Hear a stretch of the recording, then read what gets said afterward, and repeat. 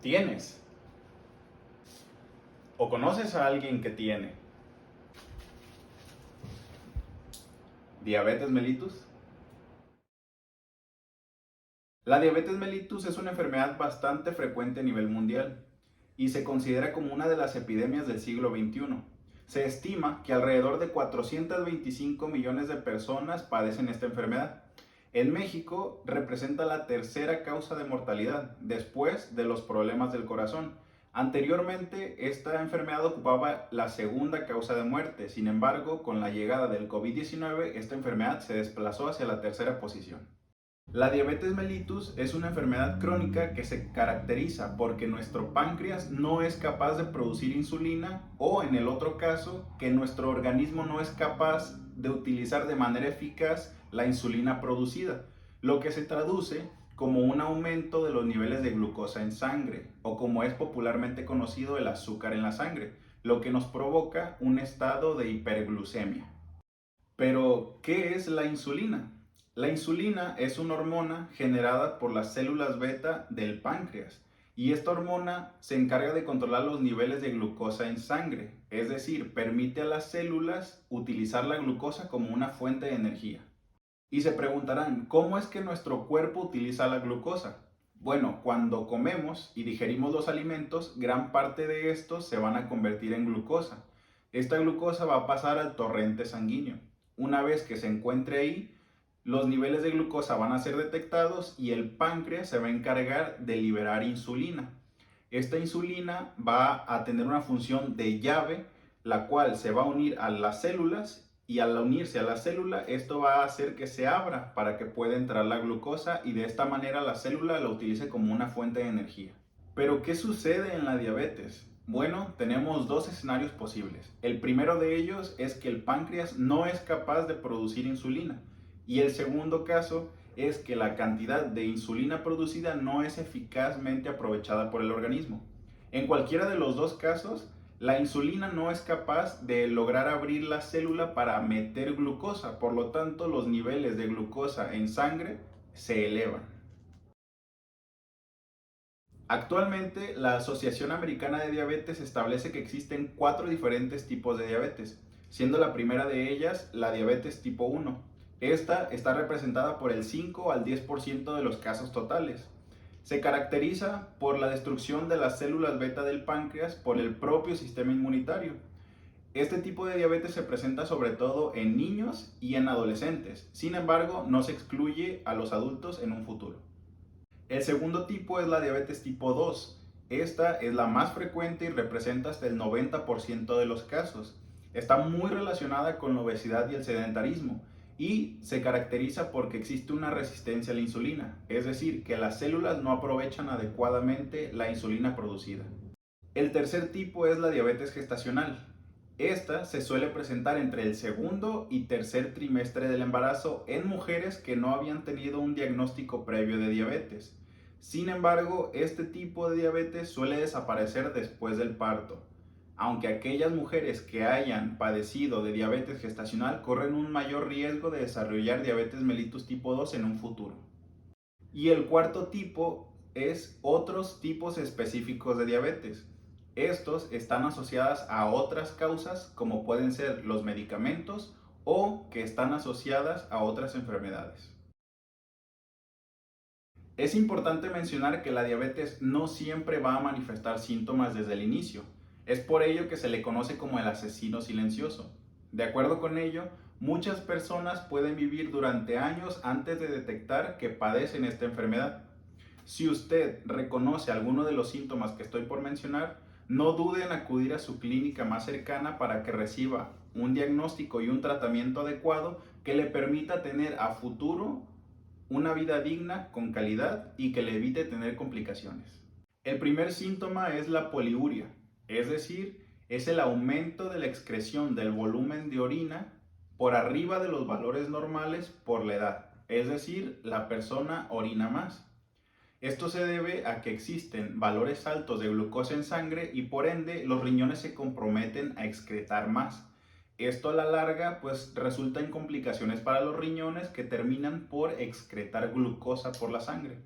A toda esta pérdida de líquido, pues se va a traducir como una deshidratación, lo que nos lleva a nuestro segundo síntoma. El segundo síntoma es la polidipsia, que significa sentir sed excesiva y por ende tomar agua en cantidades anormales. Esto se debe porque nuestro cuerpo busca reponer la cantidad de líquidos perdidos.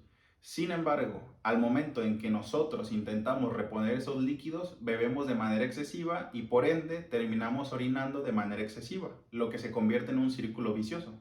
El tercer síntoma es la polifagia, y esto significa una necesidad excesiva de querer comer.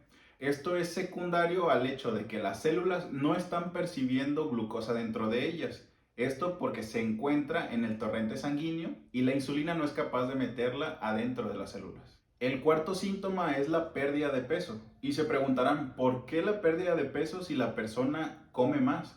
Bueno, esto se debe porque las células no están detectando la glucosa dentro de ellas y por lo tanto ellas buscan obtener energía de otros lados. Esta la obtienen de los lípidos, es decir, de las grasas o del músculo. El quinto síntoma es la fatiga. Habitualmente una persona que tiene diabetes se encuentra más cansada de lo normal.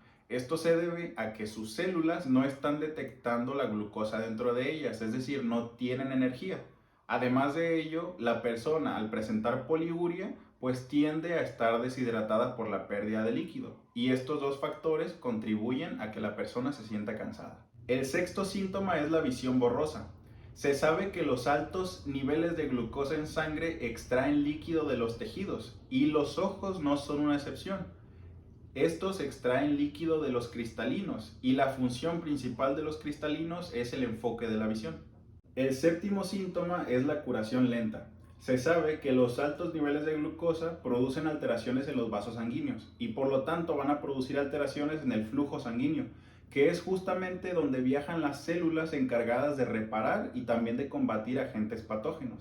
Por lo tanto, si el flujo está alterado, pues estas personas van a ser más propensas a tener una curación lenta y sobre todo a tener infecciones recurrentes.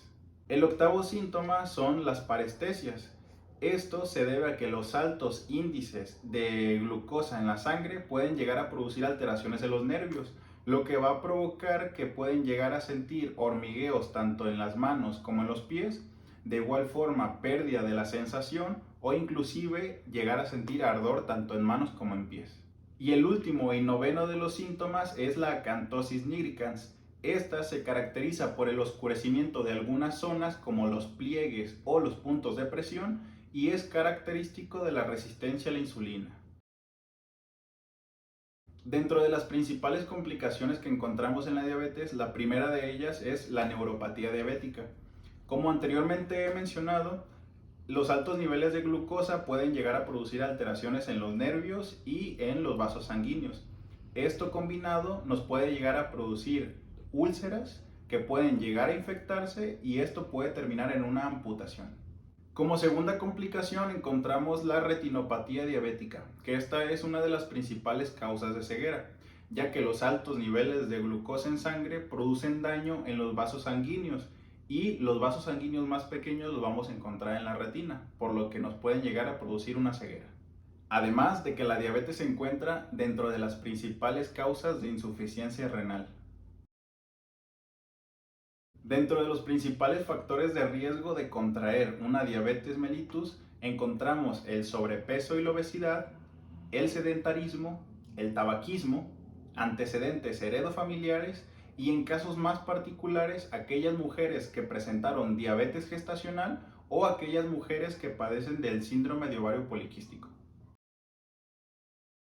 Después de haber hablado de muchos de los aspectos relacionados con la diabetes, hablemos de qué podemos controlar y qué podemos hacer nosotros para prevenir la diabetes. Principalmente el desarrollo de nuevos estilos de vida. Esto va a incluir llevar una dieta balanceada que sea baja en carbohidratos, baja en grasas y baja en azúcares.